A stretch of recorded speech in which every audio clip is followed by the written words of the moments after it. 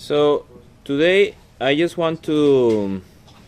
I have the ambition. Okay, I'm not sure we will manage, but so to try to make a very quick go through exercise set 1, I have already started correcting, and I think most of you have done a good job. But still, still there is some exercises to go. But I just wanted to be we can take a joint session, and if you have any questions about it, then we can discuss or if you have any doubts, or if you okay. And then we are going to talk about one assumption we were doing last class was on saying that you have this symmetry effect. Every well is identical, you have the same number of templates, you have the same number of flow lines, or well, you don't have the same, but each flow line is located symmetrically with respect to plem. But now we are going to break that assumption. We are going to go to the most, if it helps if I pull this file up.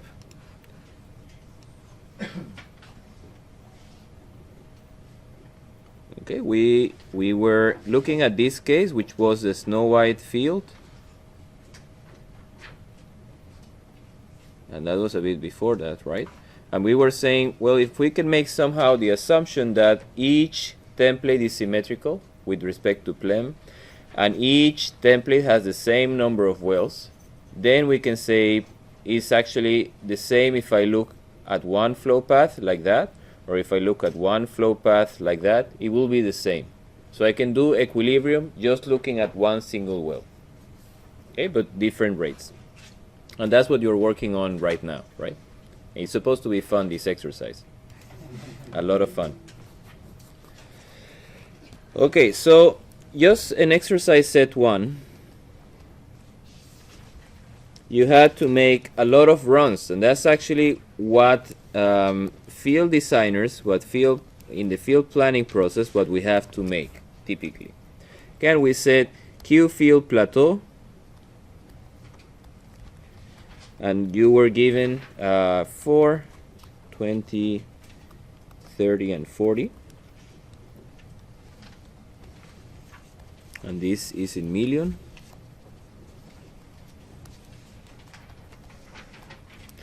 And then you were given certain number of wells. Okay, that we said I told you to try with 4, 6, 9, and 12. And actually you had to make all combinations. Okay, you have to make combine 10 with 4, 6, 9, but you get the idea, even if it's intuitively, that if you have a higher plateau rate, you will require a higher number of wells.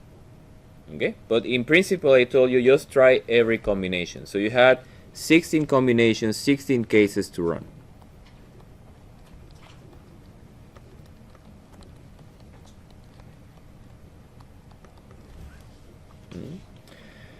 So one of the results is that the production profile versus time, the Q of the field, that's actually what we want to know, right? That's what we are after.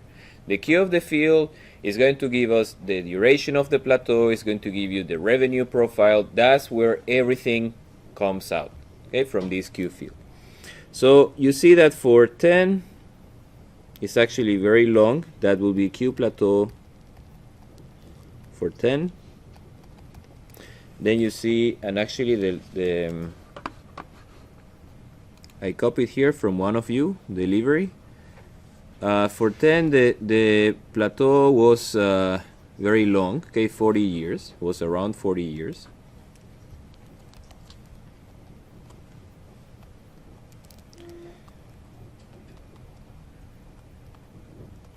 Okay, when you do it for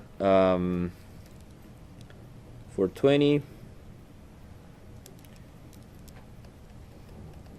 okay, actually you have higher plateau, but it's also shorter.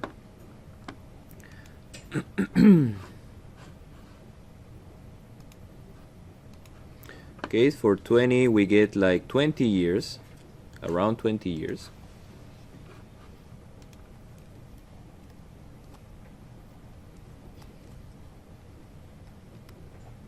And at the end 40, I think we got a very short plateau.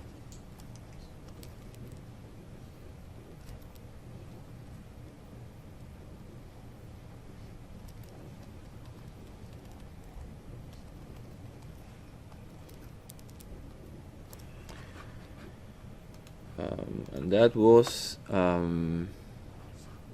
like around 8 to 9 years. Okay, let's say approximately 8.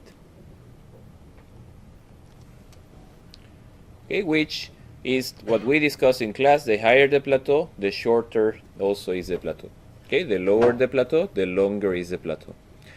So from what we have discussed here in class, usually gas, you work on a contract basis, because you have to have delivery, you have to have a customer, you have to have someone that is going to buy the gas for a period of time. And I told you this contract typically is something between 15 and 25 or maybe 30 years. Gas contract. Okay. And so probably a rate close to, maybe closer to 20, 25, I think even 30 even might work from all the cases that you try. But that, you have to analyze all cases. But just, to have a ballpark, you can say a case, for example, 20 might work, maybe 30 is a bit on the low side, but it should be something between 20 and 30. Okay? Another thing is that, remember the rule of thumb we have for a gas field. Okay, what was it? The plateau rate, rule of thumb. Let's make it here.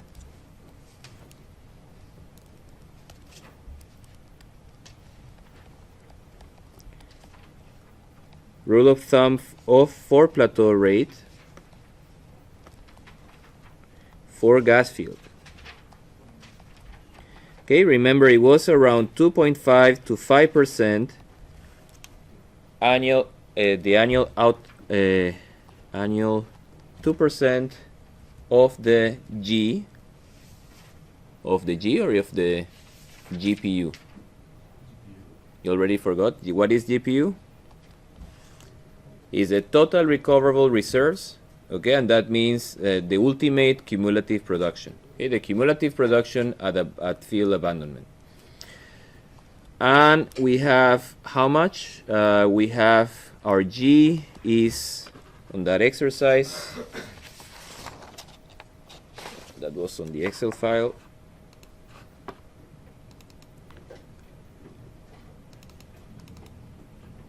Okay, might seem boring. That was not what I asked you to do, right? But when you are out in the industry working at a company, it's important that you QC your results with any possible thing that you can use. Okay, so these are things that are used just to QC a bit your results, the numbers that you're using. Okay, so we have 270 billion standard cubic meter of gas, G.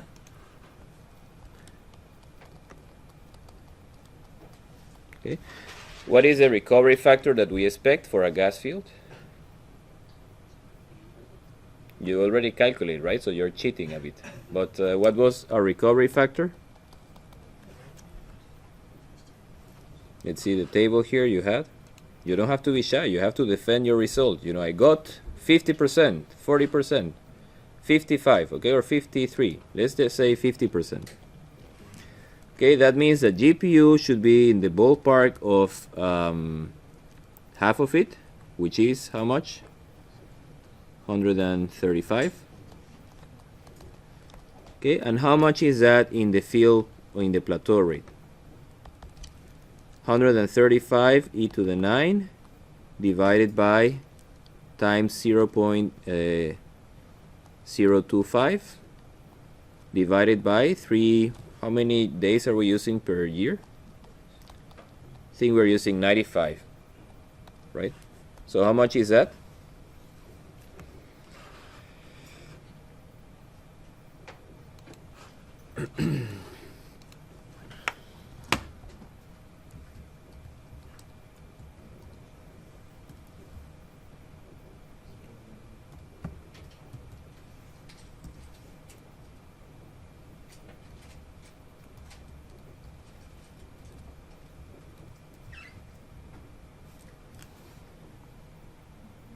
Is it?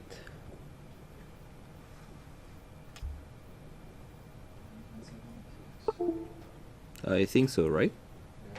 Okay, so according to our calculation, this should be around 10. Okay, not around 20, around 10 million.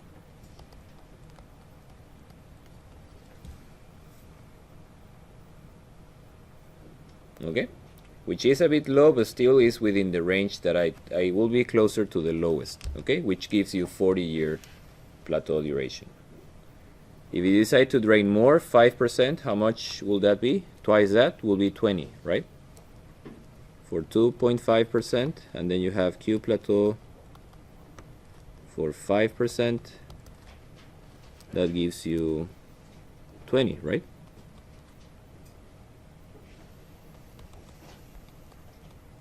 Yep. Okay, so we are in the range, at least that gives us an indication that the numbers that we are testing are not, you know, completely crazy. Okay, so if you plot the duration of the plateau for the same number of wells, right? Assuming the same number of wells. If you say the duration, TP, plateau duration,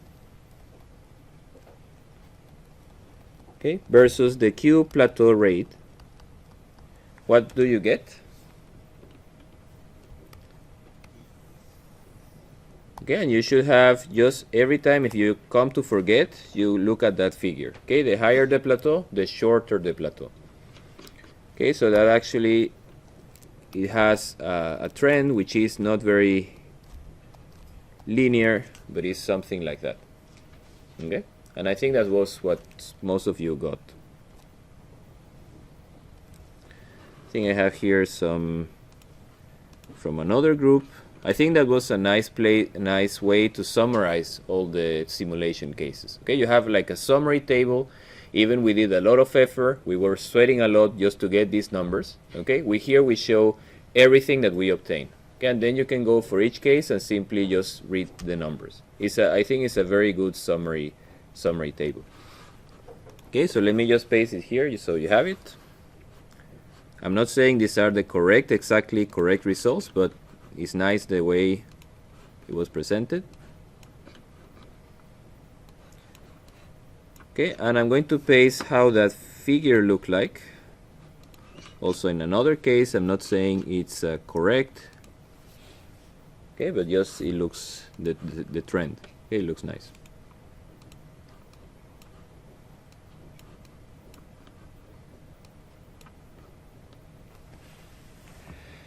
Okay. So that was the first question. For a fixed number of wells, what is the relationship between plateau duration and plateau rate? Okay, and they say make the plot. For a fixed plateau rate, what is the relationship between plateau duration and number of wells? Okay, so what did you see when you were using a different number of wells and the same plateau rate?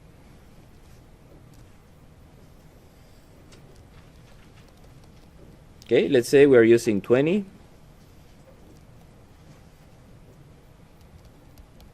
Okay, and this is for number of wells, for example, equal to 6.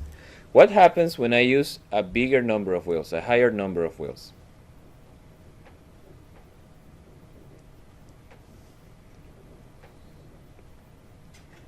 You have to make the calculation again, right? Okay, simply you think, well, actually what you obtain is that the plateau was slightly prolonged, right? When you were using more wells. Was slightly prolonged, but then the decline was a bit sharper. Okay, so that's for number of wells equal to 9, for example. Okay, but the plateau was slightly prolonged. And I think the numbers were not very spectacular. Okay, let's see. I think I maybe have. Okay, here is plateau duration. I don't know for what rate is that. I think that's for 10. Okay, for plateau rate 10. So let's make it here.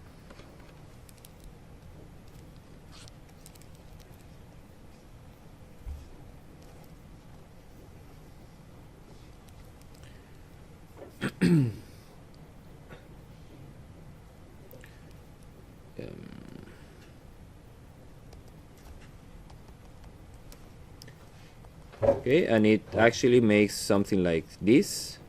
Okay, that means if I use more wells, I'm going to get a longer plateau. 4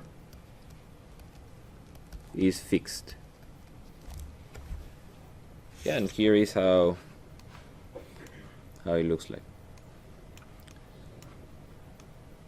Now, why is that happening? Why do you have a longer plateau when you put more whales? What is the logic behind it?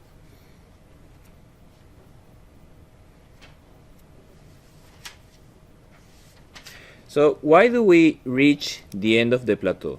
What happens there exactly? What happens exactly there?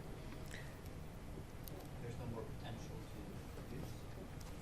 Okay, if you remember, let's make our plot for a single whale. Okay, we are going to make our plot for a single whale. Here we have the rate of the whale, and here we have the pressure at the wellhead, right? And we had two curves. Okay, P wellhead. If we have our simple system, let's make it here so we don't forget.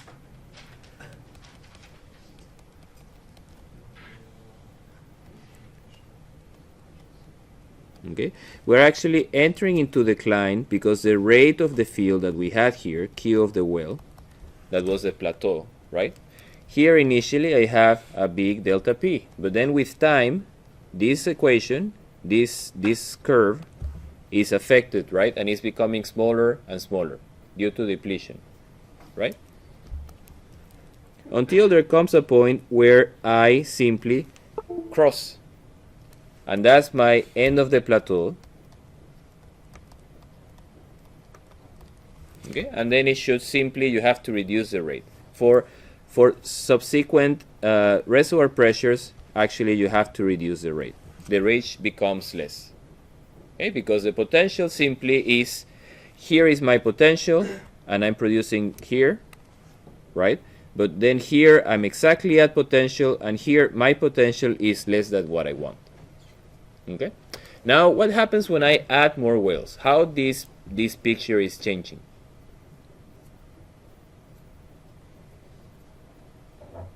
Well, it's a tricky and very bad question, right? Because here we're looking at a single whale system, okay?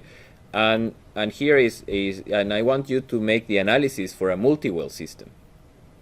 Okay? But just to make it simple, let's make the following. We have a pipe. Okay, but then here we put, let's say, 2 whales. Okay? And you have the field rate. Okay? We cannot exactly, it's not very nice to use the same plot, right, when you have a multi-whale, because the rate of each whale, the rate of each one of these will be different. Okay? If you have here, you have the Q of the field. Okay? But here you have the Q of the whales. So they are not using the same rate. So it's not very nice to use the same plot for one single whale or for multiple whales. But let me allow just saying that Q of the whale is equal to Q of the field divided by 2. There is a relationship between these two rates. Okay? Therefore, let's say if I have, let's say here Q of the whale. Remember, this Q of the whale is Q of the field divided by 2. If this Q of the field is constant, okay? Q of the field is constant. I ask you now, is this curve the available pressure, the required pressure at this point? Is that going to change? Is that curve going to change with the number of whales? No, right? Okay, that curve, if I'm looking just at this system, how do I calculate this curve? Okay, this curve I calculate simply by looking at this system. Simply like that. Okay, and I am assuming the whales are very, very close. So you have the choke, and that's P downstream the choke, and this is P downstream the choke, and here you have P wellhead 1 and P wellhead 2, which are identical. Okay, that's an assumption I'm making just to help you understand, or maybe confuse you more, who knows. Okay, but the thing is that the equation for this part actually doesn't change. Okay, the pressure that I have here, DC, is always going to look like that, PDC. If I increase the rate of the field, of course that's going to change, but if I keep that rate of the field constant, I always going to have the same Q plateau. Let's put it here. Q plateau divided by 2. Okay. Now let's see how the available pressure curve is changing if you have 1 or 2 wells. Okay. If you have 1 well, remember, reservoir pressure, we are assuming here is the same, okay, for both. Both of them are producing from the same reservoir. Okay. So how do we calculate this PWH? Okay, remember, I have to use this equation.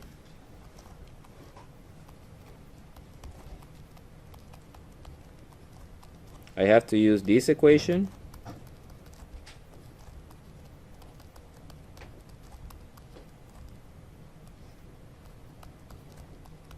And yeah, I have to use these 2 equations. Okay, so I ask you, if the rate is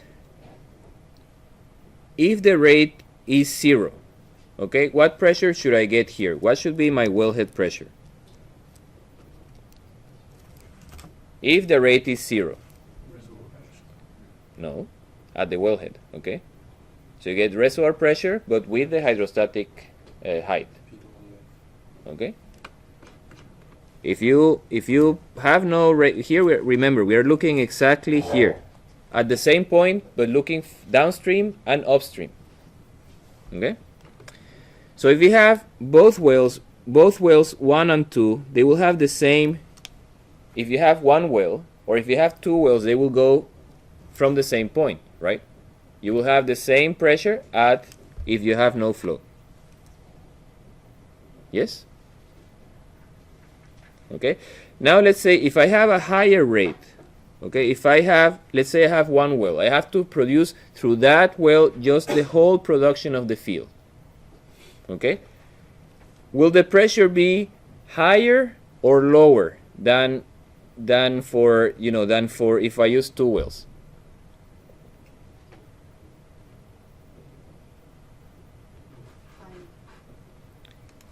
Okay, it's confusing. I know it's very, and I'm not making a good job explaining. So, okay, so let's see. How do we clear this equation? QG C 1/n and 0.5, and that will be PWF, right? And then I substitute PWF here, and then I find out QG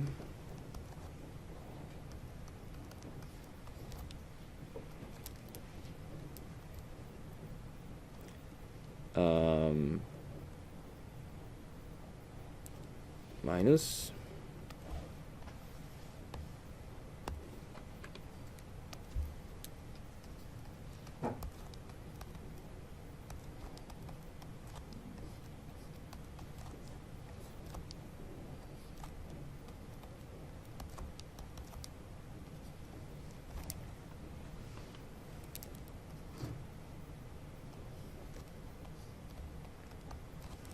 yes?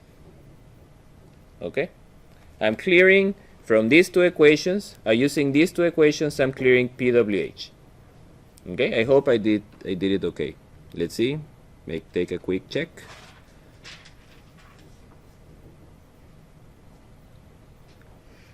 Okay, I think it should be correct. Yes? Or not? Okay, and then first I clear from the first equation, I clear PWF. That's here, and then I substitute PWF here, and I clear PWH. Okay, so I end up with squared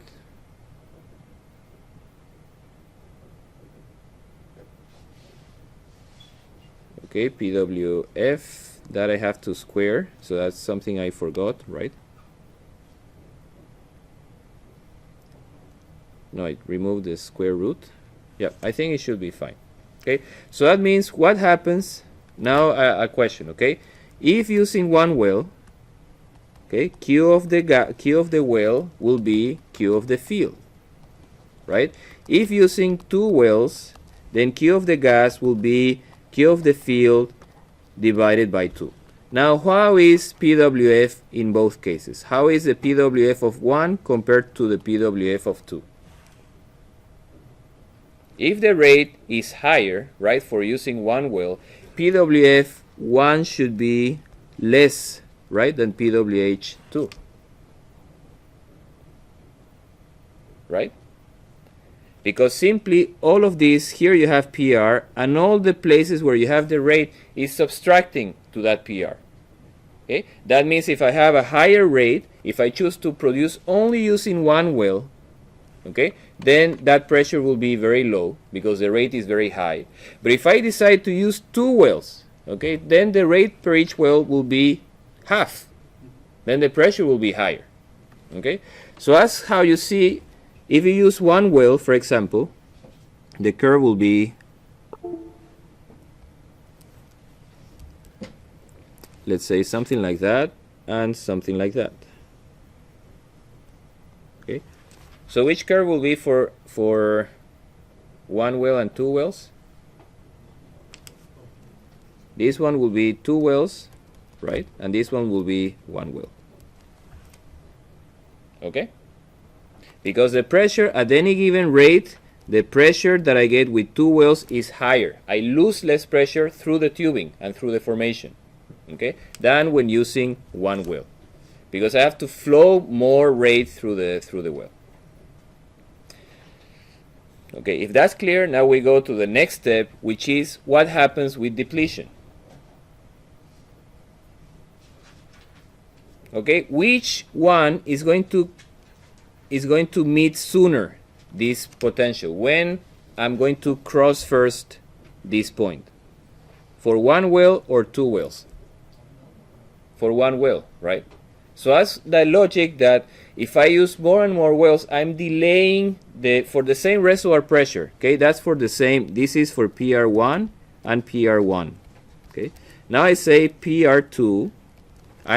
I have lowered the pressure, I have produced from the reservoir, okay, and then I have, let's make it on a different color, PR2 for well 1, for one well and two wells. Okay, that means that when this well, for the system of, sorry, should be the opposite, right? Okay, two wells and one well. That means for the system of one well, okay, I meet sooner, I meet at the same reservoir pressure, I'm already here at the potential, and then I will have to be forcefully to remove the rate. Okay, while if I use two, I still have this time to go. Okay, I still have some intersection to go before I reach and at the end of the plateau. Okay, be very careful of using this analysis is only for single well. Okay, be careful when you use it for multi-systems.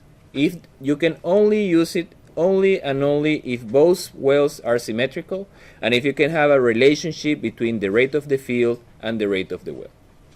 Okay, be very careful. I decided to explain to you like that, just that you see that the intersection, actually the curve becomes, when using more wells, the curve becomes just simply bigger, even though it has the same origin. Okay, but it simply becomes scaled up. It becomes, and it separates the contact with the, you know, the intersection.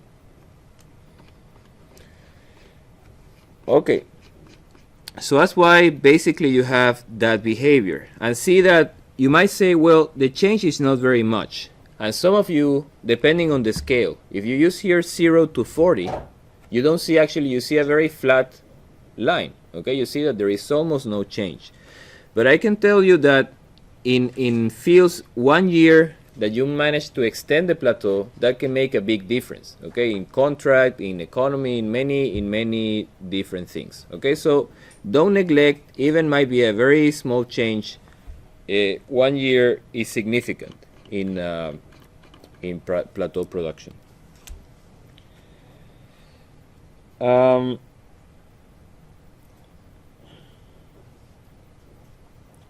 For a fixed number of wells, okay, what is the relationship between plateau height and recovery factor? N wells is fixed. And then what is the relationship between RF versus Q of the plateau.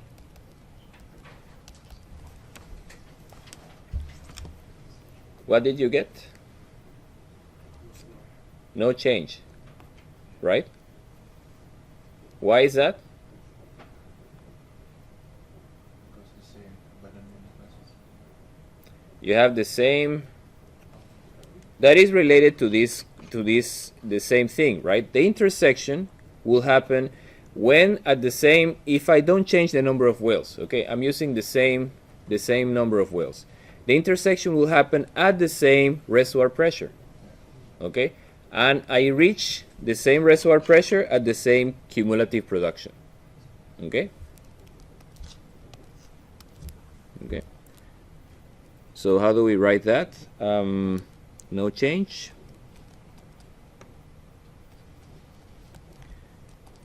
For a fixed number of wells,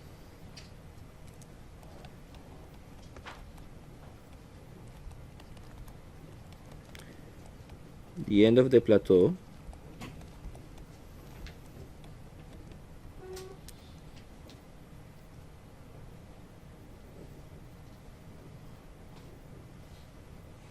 no, but here we're not talking about the end of the plateau. Here is abandonment, right? For a fixed number of wells, Q of the field abandonment, which was 5, right, is reached at the same reservoir pressure, okay, at the same intersection, okay. Therefore, and reservoir pressure in our case, for our material balance case, for material balance, is simply a function of cumulative production, okay. That means if I don't change the number of wells, I'm always going to have the same recovery factor. Some people actually had some nice comments about that in the exercise. They say, well, in reality, if you have a real reservoir, there should be a difference, right, of producing a very low rate through the well or producing a very high rate. Okay, what could be some of the reasons because why there could be a difference?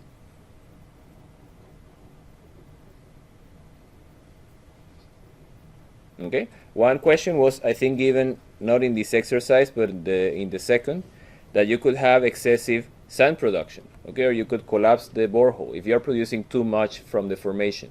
Okay, what is another problem we might have if we just flow too much from the well?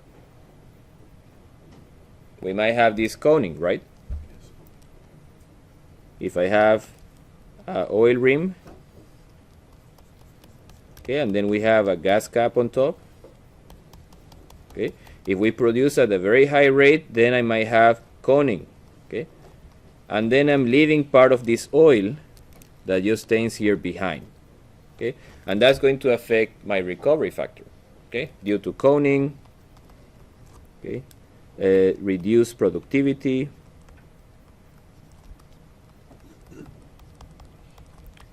okay. For gas wells, if I have, let's say, a vertical gas well, okay, sometimes I have an underlying aquifer, okay, and in that case, if I'm producing too much with excessive, remember, a high rate requires that the bottom hole pressure should be very, very low, okay, to get that rate. That means that that could happen that I could start to cone from the aquifer. Okay, the water from the aquifer reaches the well, and then the well starts to produce water. Okay, and that affects the recovery factor.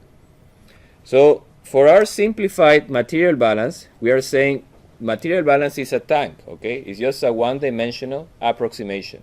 We don't see at any of these phenomena. Okay, but in reality, you will have. So let's see, gas coning.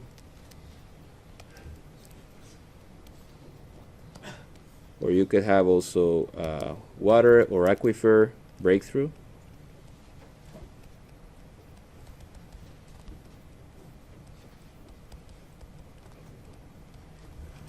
Okay. But basically, if you have a fixed number of wells, the intersection will always happen at the same reservoir pressure.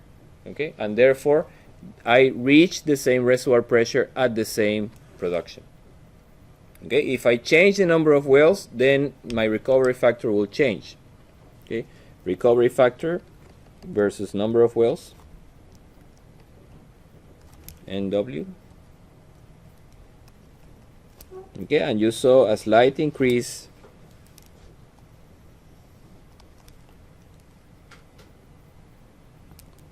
number of wells, recovery factor, and you saw that it also has some slight increase. Where do we have that? Here, recovery factor.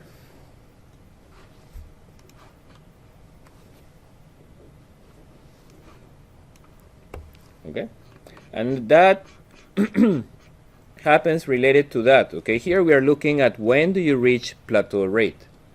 Okay, but you can also say when do I reach abandonment rate. Okay, if I use always the same number of wells, the curve will always cross for the same reservoir pressure.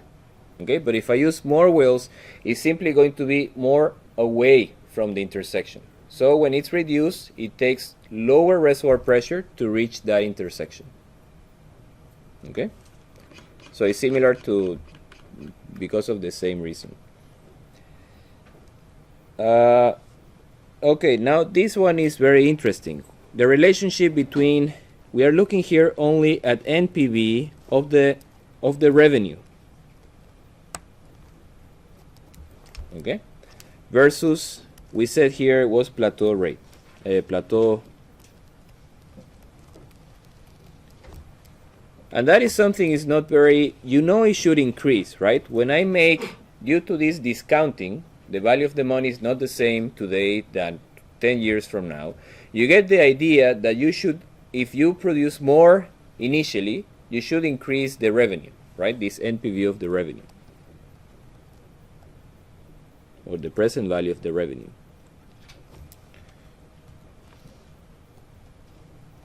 Okay, and indeed you have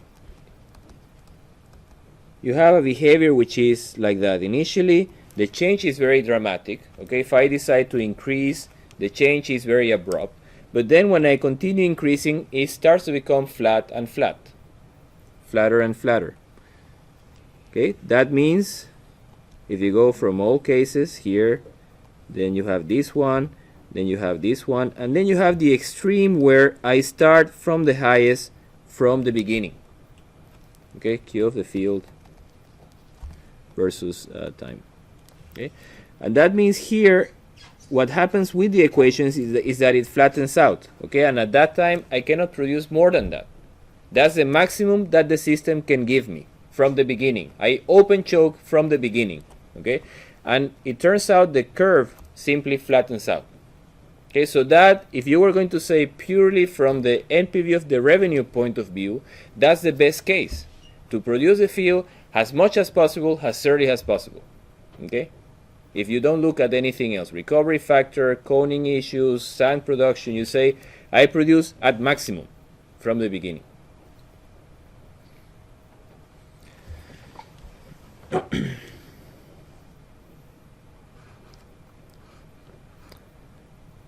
I think here you had some plateau rate.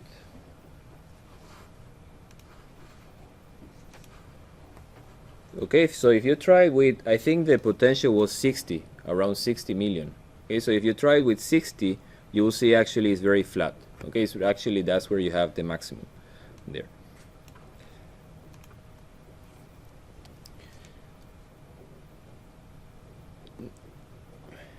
Now, does it make a change if you, let's take the table we had before. And does it make a change to change the number of wells? Okay, like we said, number of wells gives you longer plateau, so you're recovering sooner, right? You are recovering sooner gas, production of gas, but how much does it help? Okay, so if you see here, let's see, for example, for 20. Okay, we are producing 20.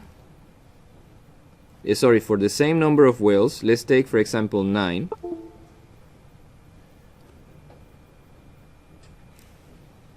Is that the next question? Okay, yeah, because now was the effect of NPV of the revenue versus the number of wells.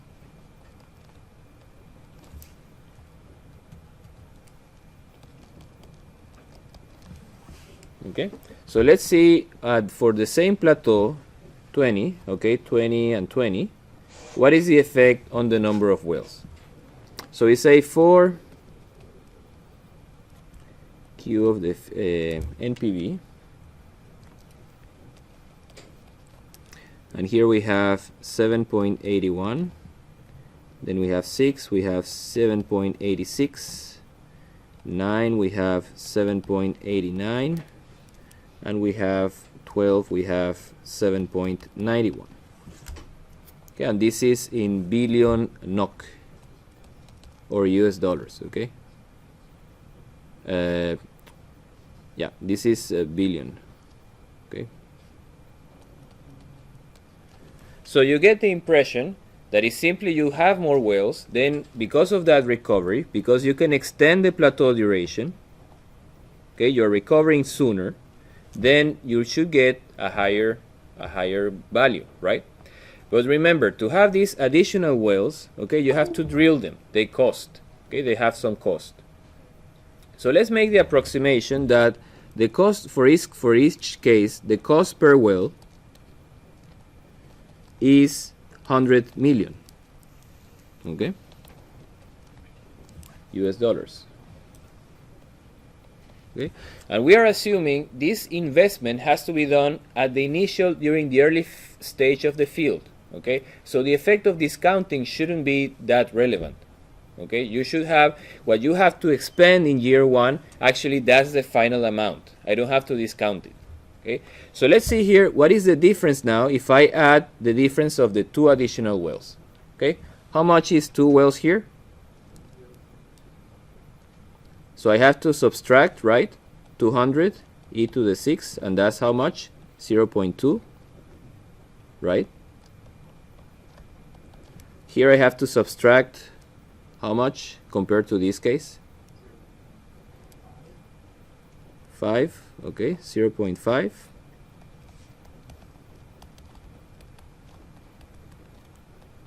And in this case I have to subtract, okay, I have to subtract 8, okay.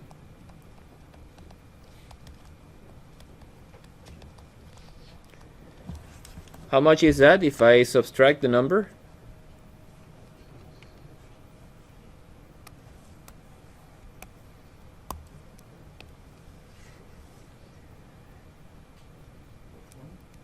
Okay, so I had for 4 I had 7.81. For 6 I had 7 point. Is it 84, 0.02, or is it no, so it's 66, right? 9, 7 point, and here I have 7.11. Okay, so you see very clearly if you add the cost of each additional well, that what happens to the NPV is actually going down. Okay, so that's why it's very important always to, so if you look simply at these results without considering anything else, well, it's simply much better to produce with the lowest number of wells possible. Okay, because I don't get any advantage of producing with more wells. And your profits is also going to increase in the opposite direction. Because if you go for a long period of time, it's going to be more expensive. Yeah, the difference to abandonment, what was the time to abandonment you had? Is this TT, right? So if you look at, for example, for 24 wells is 21.8, 6, 21.5, 20.9, 21.2. So that's a difference of maybe half a year that you have to keep running your field. There is not going to be much change in the operational expenses of the field. Okay? I don't want to spoil, you have to do now the exercise set 2, okay, to see what is affected is if you change the plateau rate, right? If you change, you now don't want to produce 20, but you want to produce 40. You have to make a bigger plant, bigger processing facilities. You have to make a bigger platform, and that's going to affect negatively your NPV. Okay, but if you keep the same plateau rate, okay, and simply change the number of wells, OPEX, because of the additional wells you have, is going to be slightly higher. Okay, and also you are producing for longer time, so also it's going to be slightly higher. But the killing factor here is the cost of the well, because that I have to pay in year 1 or year 2 and year 3. There is almost no discounting, so that cuts my NPV.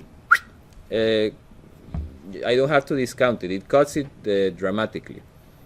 Okay, but I don't want to spoil any surprises. Just, you have to do this calculation for exercise set 2, but just keep that in mind. We had then a question. Well, we should take a break. So my expectation was actually much more optimistic than what it really. So let's take a break 15 minutes, okay? Let's come back 118. We continue.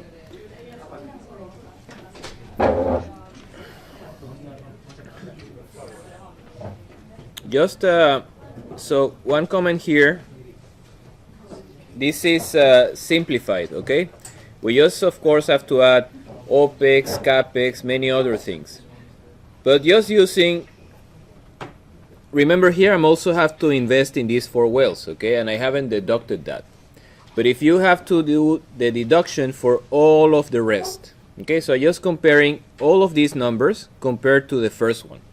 Okay, so it's a relative comparison. But if you want to make the full or the proper accounting, then you have to, here have to put minus 0.4.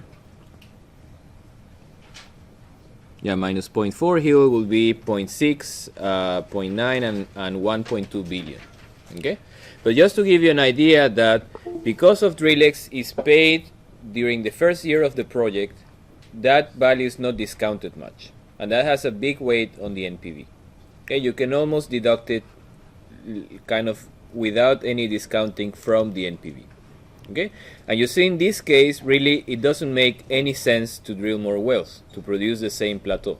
You should use the minimum number of wells, because even though you're getting longer plateau, even though you're recovering earlier, even though your time for abandonment is later, so your recovery factor is higher, that doesn't compensate for the cost of drilling this additional well. Okay, for this case. Remember, with all the assumptions, simple reservoir model, dry gas reservoir, material balance, okay, now you're doing something more realistic, so you should get more slightly different results. Okay, and here I had a comment that there was a few of you that were a bit concerned about why was the plateau duration longer. Okay, and everything has to do with the pressure drop. Okay, the pressure drop in the whole system dictates when it's going to enter into decline. When you have low rate, the pressure drop is smaller, then you can go for longer time. Okay, if you want to summarize all of this discussion, if the pressure drop is smaller, the intersection just happens later. Okay, it's good to have low pressure drop. Okay, NPV.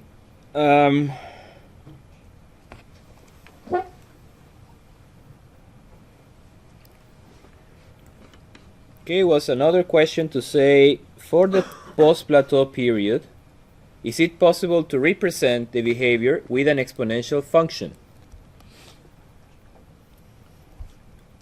And here I have just to make a comment that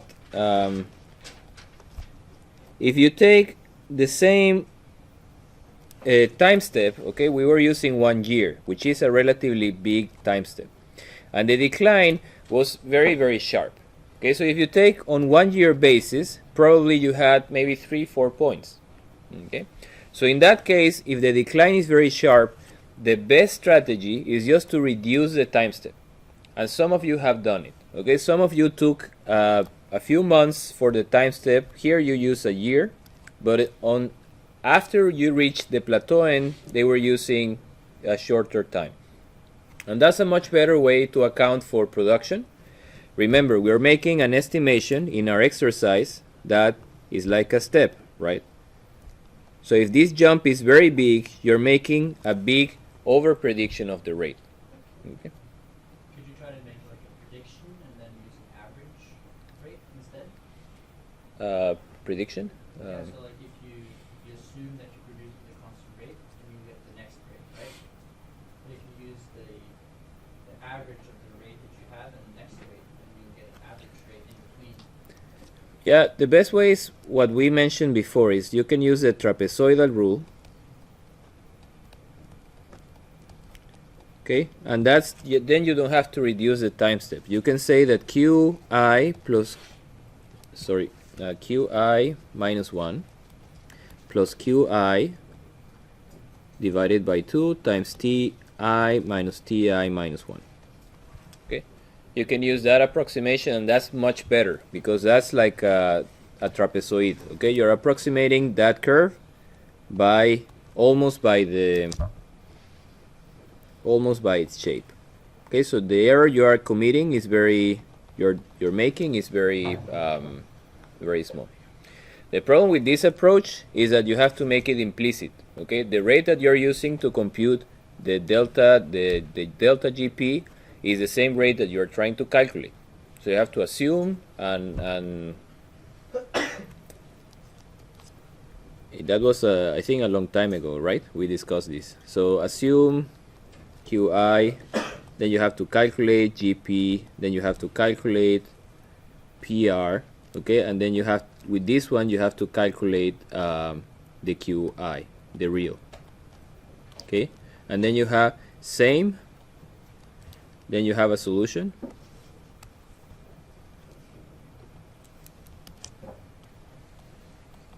okay, or not, and then you have to assume another qi.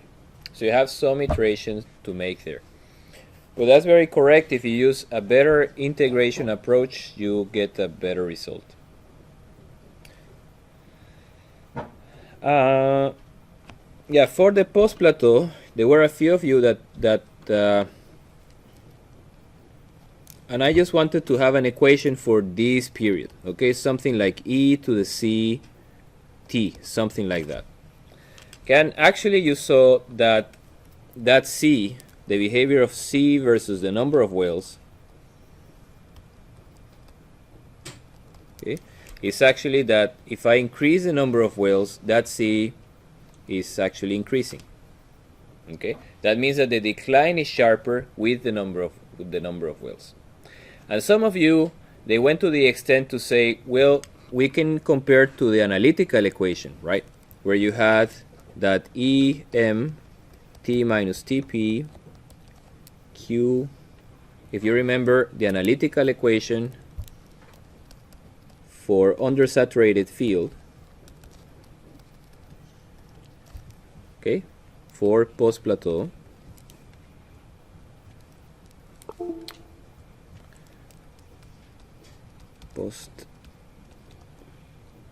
okay, and for the plateau, simply q of the plateau with TP was q PPO divided by q plateau minus 1 over m. Okay, you remember that equation, right? We show it for we did the derivation for an undersaturated oil field and for simply looking at the well, okay, at the PI. And we said here m was number of wells times A times J. That's the productivity index of the well, the number of wells, and A was a very ugly expression that was a function of 1 over n, okay, which was the initial oil in place. Now I just want to emphasize, I cannot apply these equations for our case. It's gas, okay? These equations were derived for undersaturated fluid. So we cannot apply. If you want to apply them, then you have to solve this equation. okay, where we have our material balance. Someone took the, okay, where we have our material balance equation, we have our IPR equation for a certain number of wells. You clear from here reservoir pressure, and then you substitute here in that equation, and then you have an equation that relates rate with the integral of the rate. And then you have to solve that equation. Okay, which looks scary, okay? I haven't done it. I'm scared about this equation. Okay? But this probably will be different than, it will give you a different solution than this solution. It's going to be different. Okay? But the thing is that it's capture like qualitatively what's happening. What you found is that actually you can fit the decline is exponential. That's very correct. Okay? And the effect of the decline, if I have more wells, it will also make the decline sharper. And I think you found a linear relationship. Okay? So in that case, even though I cannot use that equation, I cannot use this expression, I have to solve this equation, which maybe we make it for the advanced math course, okay, to solve this equation. We found a similar behavior that for our simple analytical oil, undersaturated oil. Okay, but that's the equation you have to solve.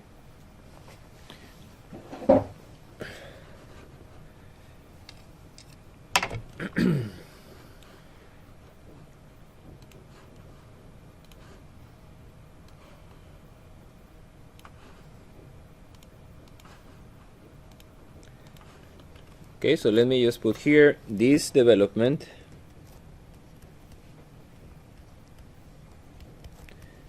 is not valid for dry gas.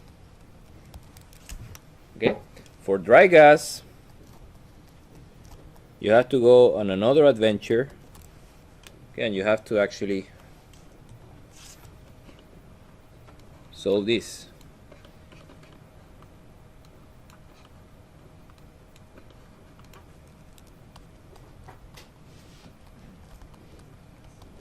Okay, but surprisingly, we found the same conclusion. Okay, that surprisingly we find, but surprisingly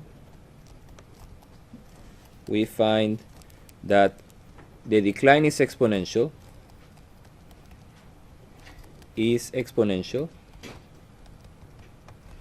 and the coefficient depends on number of wells. Okay, and I think you found was a linear relationship. But be careful, you can compare, it's not exactly the same. So where do I have? Actually, I don't have it.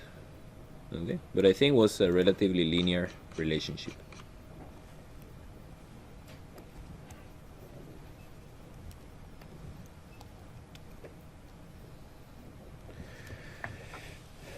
Okay. Then was a question about if the flow rates that you found, they were actually feasible. Okay, because for some of them, I think we go back to our table here. Some of them was 2.5, 10. You were producing, 10 here from one well. Okay, I think that was the biggest. And some of you, what you have done, you went to the website of NPD. Remember, we have the production data of many fields in the Norwegian continental shelf. You went to some gas fields and you found the production, the maximum production in time. And the number is around, I think the maximum should be around 3 million.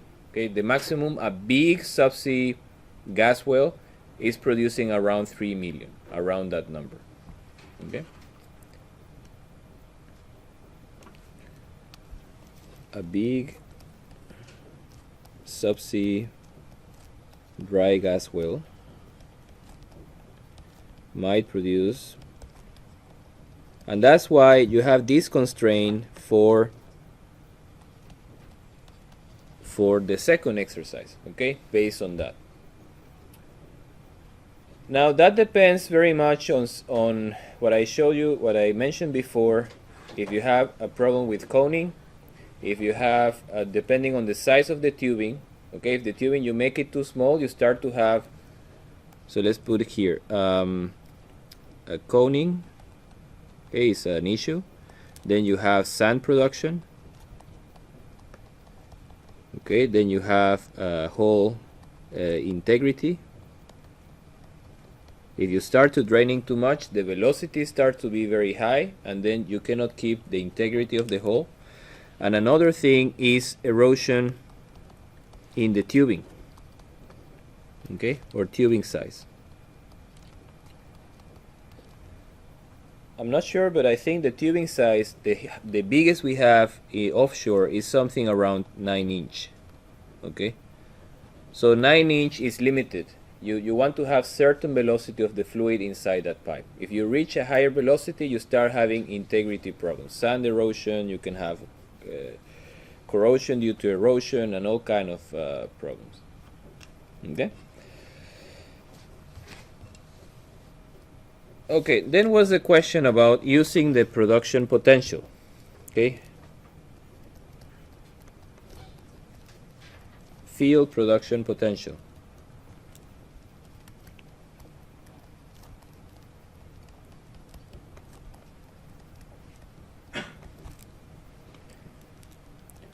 Okay, and I ask you to make a plot of Q, production potential of the field, versus GP.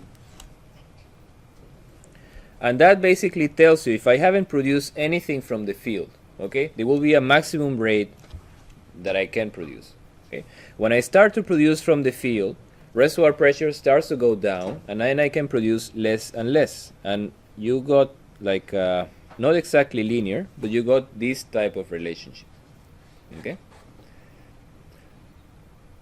How was that affected by the plateau rate? The same number of wells, but changing the plateau rate. It's not affected at all, right? It's the same system. If you say I have 2 wells, okay, but I decide to produce a plateau rate of 20, 10, 30, in all the cases, if I simply use open choke, I will be able to produce the same at 0. Okay.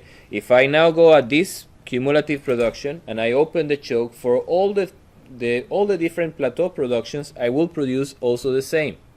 Okay. So this curve is not affected by plateau rate. Okay, because it's basically, if you think about it, is the same production system. Okay, the only thing we're saying is how much that production system is going to produce, but essentially it's the same system, so it should give me the same maximum production at the same depletion stage.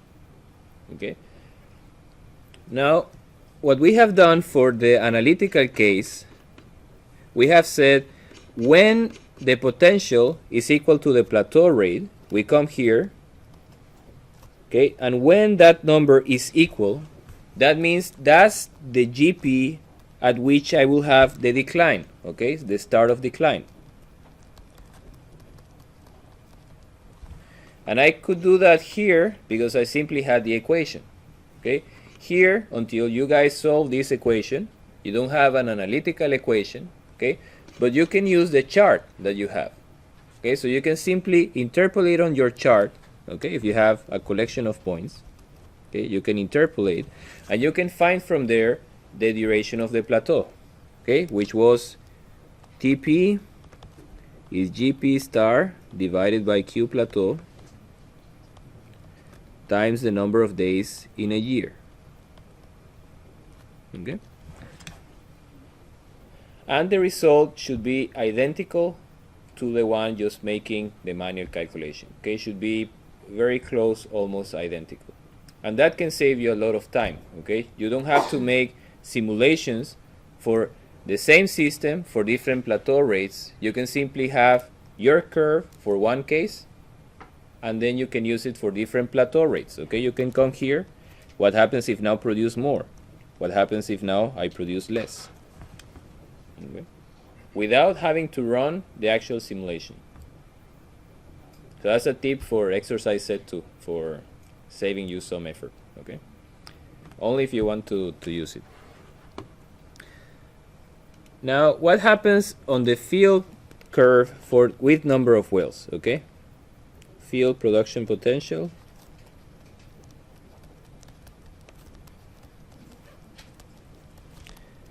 With number of wells.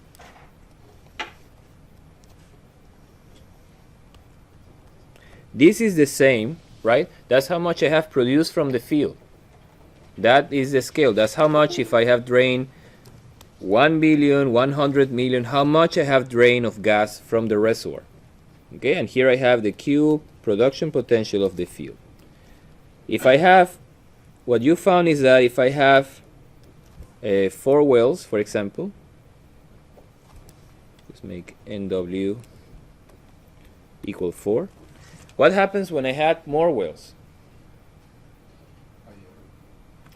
Okay, it could be equivalent to changing my production system. Okay, if I have now, let's say I put now 3 wells, okay, at time 0, okay, if I open maximum production, no choke, then I should be able to get a value much higher of production.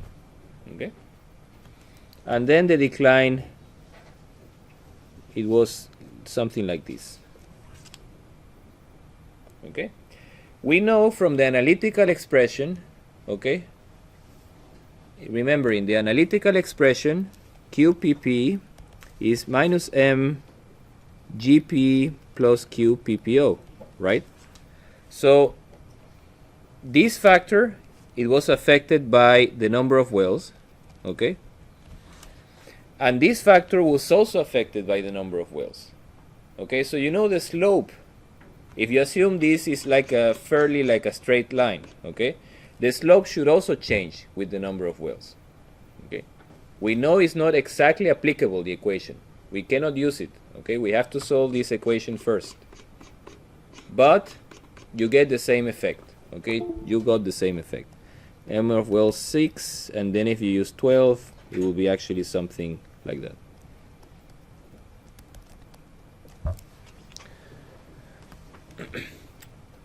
Now, how can these curves help me to decide? And that's related to the problem number 2 you have to make now for exercise set 2. Okay, in that case, they ask you, I want to have a plateau. So that's problem 2 of exercise set 2. Okay, the question is, you are the son of a guy, okay, that has a few plots with a gas field in the US, and there is a power plant that they want to deliver a plateau rate, okay, for a period of 8 years. And you have to find out how many wells you need to produce for that period of time. Okay, so if you have these two guys, you know for how much you want to produce, and you know the amount you want to produce. Here you have the GP star. Okay, so you come here to your curve with your GP star, and you just knock it. Okay, and you have your plateau rate, right? Okay, you have these two. You have your plateau rate and you have your GP star. What happens if the point falls, let's say here? The intersection falls there. Any curve will give you more, okay? For this plateau,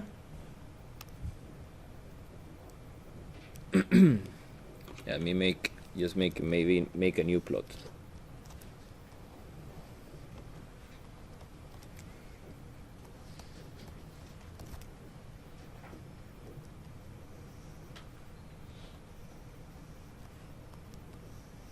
Okay, and let's say I want this plateau rate. Okay, I knock here, I get a number, knock here, I get a number, and I knock here and I get another number. Okay, so the number that is going to work is, let's say let's call it GP1, GP2, and GP3.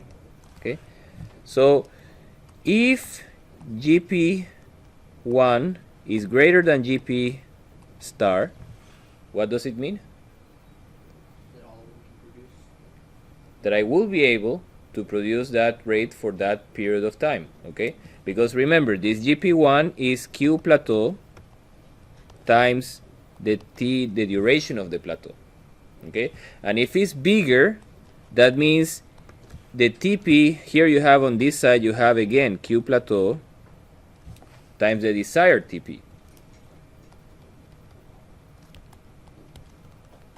Desired.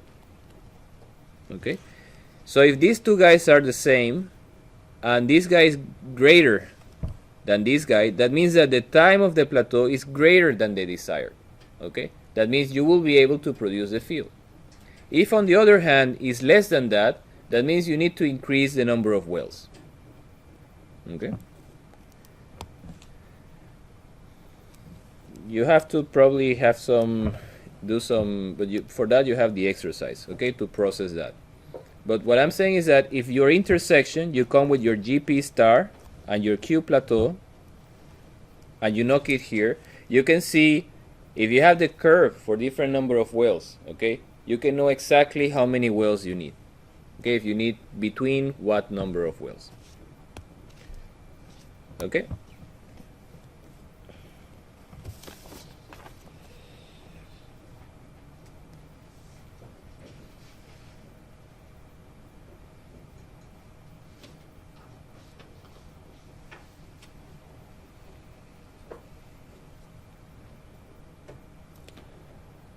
Okay, and the other were just two optional questions, but that's it. I think that's all the comments I wanted to make on the set number 1.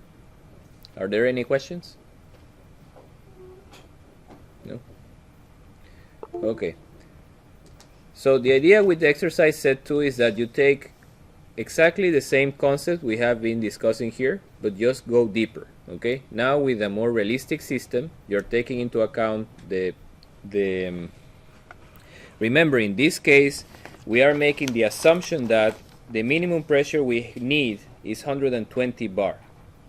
Okay, from your calculation you're going to make, you will see the pressure actually doesn't remain constant, it's changing, okay, around that value, around the time, and that's a much better approximation to compute production profiles. Okay.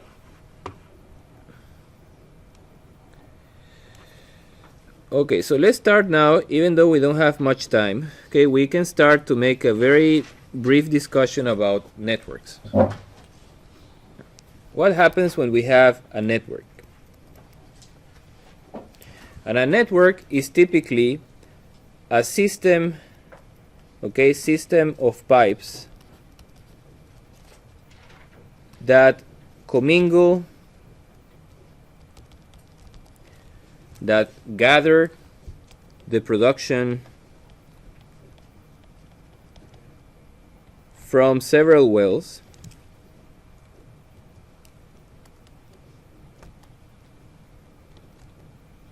and take it to the processing facilities.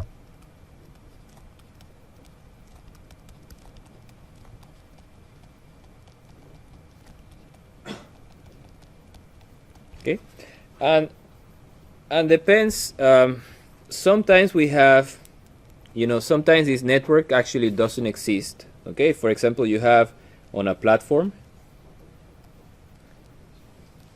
and we're going to have a short discussion on that later. But if you have on a platform and you're drilling the wells from the platform, such that the Christmas tree is there on the platform, and you have your separator very close, simply there is not much network.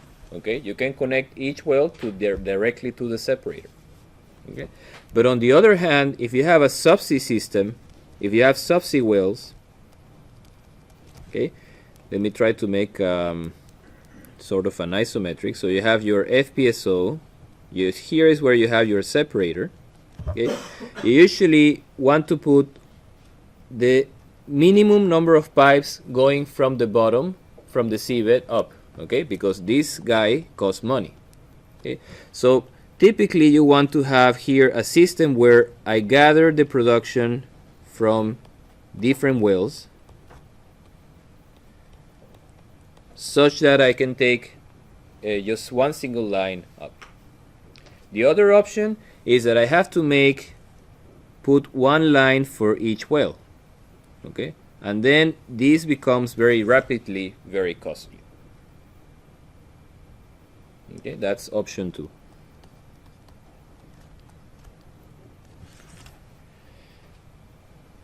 We are going to see later, sometimes we cannot go around that. For example, in Brazil, they ask, you have to be able to test the well. Okay, you have to be able how much each well is producing.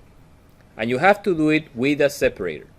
Okay, so in the case in Brazil, if someone has this system, they cannot just join that in one line and send it to surface. They have to have one line for each well, and that makes it very, very expensive. Okay, here in Norway, we trust our meters. We put a box here, and then we say we can know exactly how much each well is producing. We are not so strict like the Brazilians. Okay? But basically I have, if we are going to make it, we're going to discuss a bit later about the architecture. Okay? But basically we have a place where we have a group of wells that we call a cluster. Okay? Then we have typically some flow lines, okay, that they go to some junctions. Here I have another cluster, and this will be a junction. And typically what we have is one main line, which we sometimes call pipeline or sometimes called trunk line, that is collecting, transversing, getting inflow from different places, from different clusters, from different lines, until you go to the facilities. Okay. And that's very typical subsea. That's also very typical when you have fields, for example, in the desert. You have the facility someplace and you have a line which is going through all of them. There are a few examples, there are a few fields that have that very typical for subsea.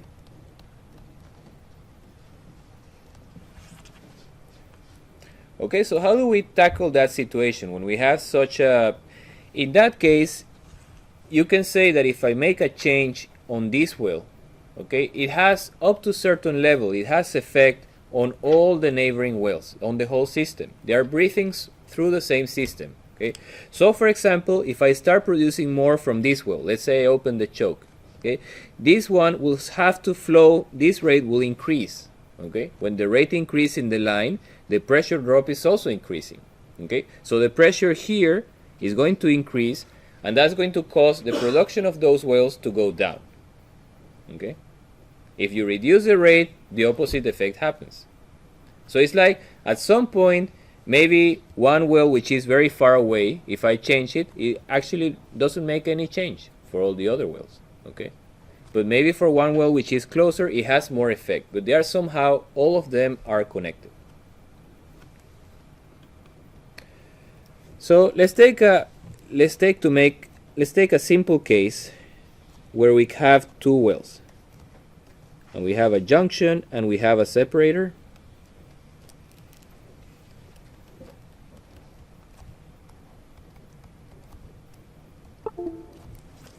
Yeah. And let's try to solve, how would you solve, let's say it's a dry gas network. And let's say that the wellheads, okay, the Christmas trees of 1 and 2 are very close to the junction.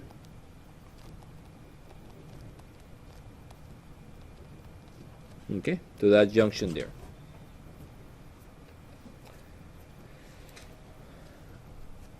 And here we have let's say initially we don't have any choke. Okay. So we go and we say we are very formal mathematically speaking, so we know all the equations of each part of the system and we can try to solve them simultaneously. Okay, so let's make here a table where we list the unknowns and we list the equation, number of equations.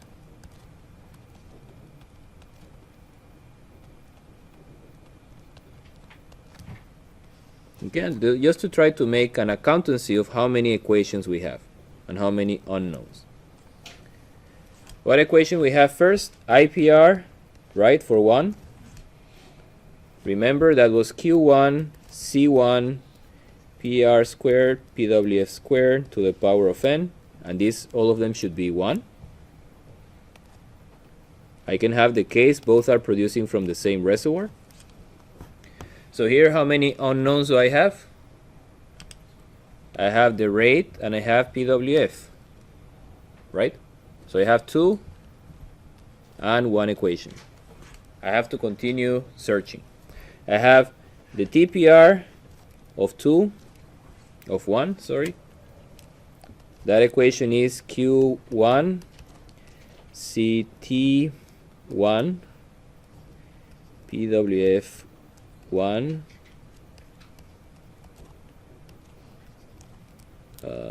P wellhead 1.5.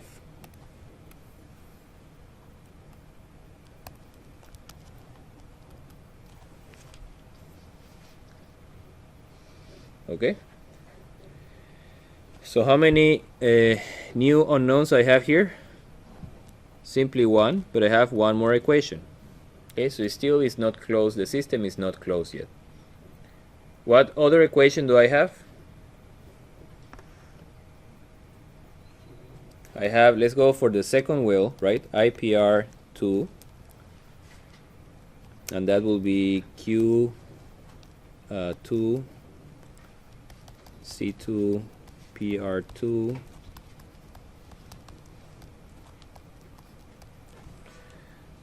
Okay, how many unknowns I have here?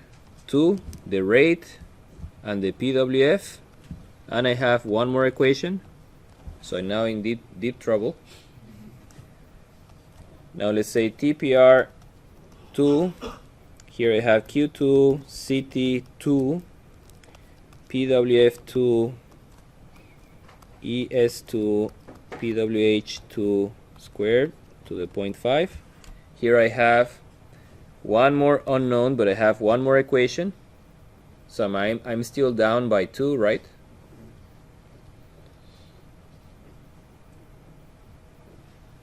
What else do I have?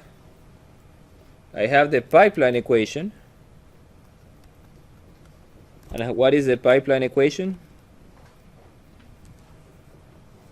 Is that Q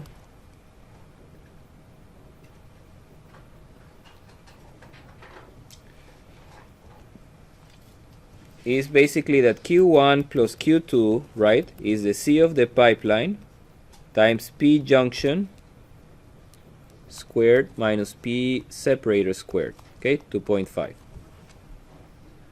Yes?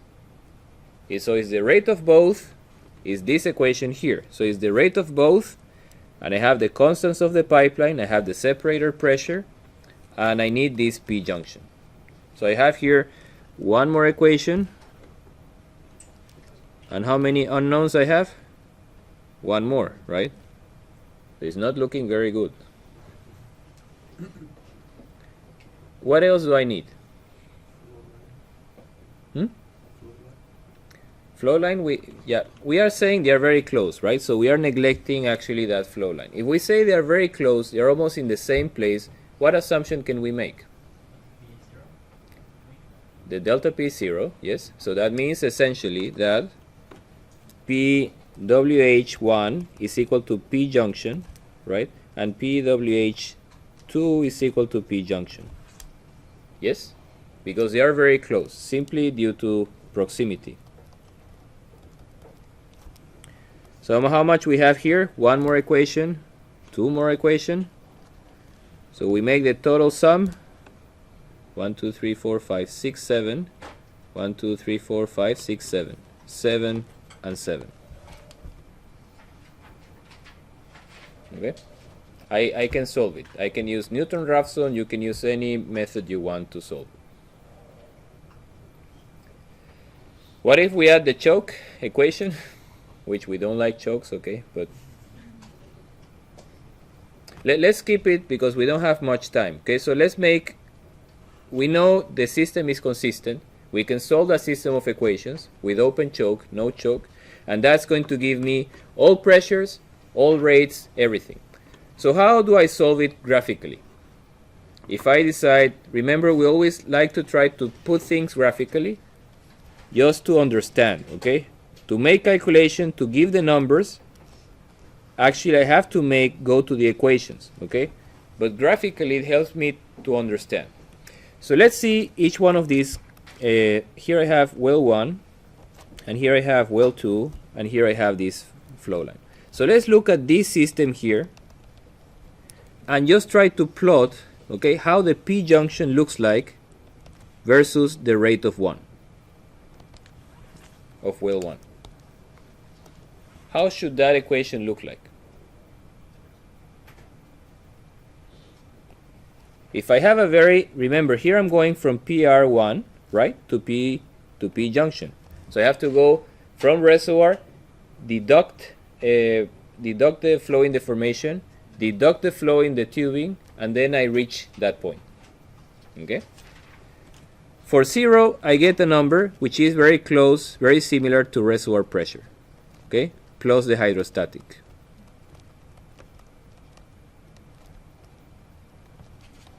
Okay, PR1. Now, when I increase the rate, what should happen with that curve? Okay, remember I have less pressure, right? If I have no flow, I have no pressure drop. Okay, but if I start to flow, then I have to have pressure drop in the formation, pressure drop in the tubing. Okay, so that pressure simply goes down like that. Okay, and that's the available pressure at the junction when you see it from the well 1. Seen from the well 1. Okay.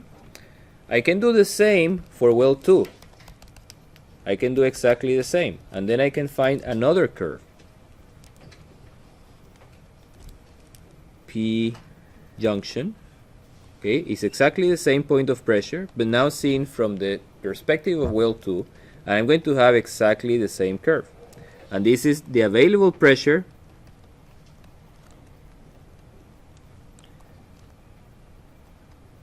at, and actually we'll say at the wellhead, seen from well 2. And then what happens when I look at this system, at the pipeline system? We're going to finish very soon, don't worry. I know your brain and my brain is also tired, so we need some sugar. Okay, here we have the rate of both, okay, the rate of the flow line, P junction. But in that case, when it's 0, it will be separator pressure. Okay, but when I start to have some flow, then I have separator pressure plus the pressure drop in the line. So it's actually going up. Like that. Okay, and this is the required pressure at the junction. Okay, seen from the separator.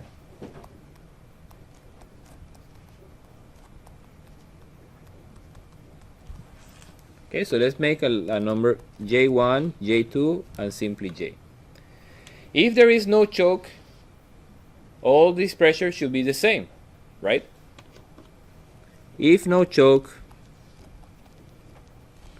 Pj1 should be equal to Pj2 should be equal to Pj. All these pressures should be the same. Okay, so I suggest the following process. I suggest assume a Pj star, let's call it Pj star, I come here, Pj star, and I read Q1 star. Okay,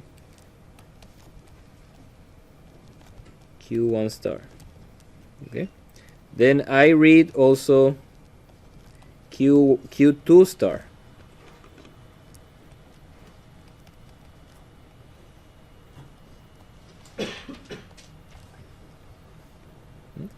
And I read also here on that curve, I read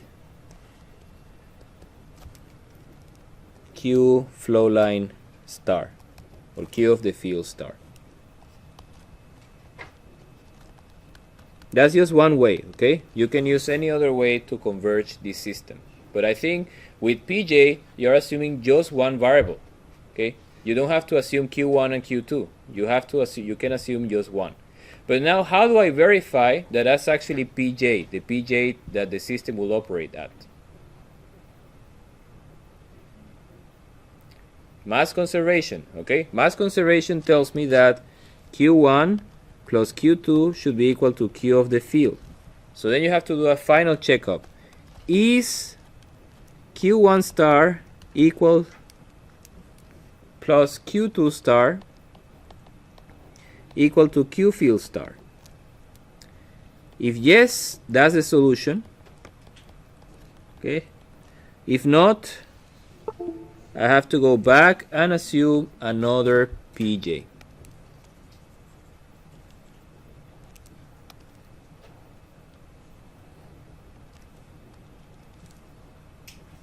Okay. And you see we have done all of that solving process, all of that system of equations graphically. Okay? To calculate this curve, you need IPR and TPR. You calculate this curve, you need also IPR and TPR of well 2, and here you need the flow line. Okay? But we are solving it graphically, so you see what does it mean. Basically, I'm finding a point where this is applicable, and also this mass conservation is applicable. Okay, mass balance. This is mass balance at the junction. Okay, with that, any question before we close? Many questions? You should have many questions, okay? It's normal. But if you say no questions, then I feel a bit depressed that you do have any questions.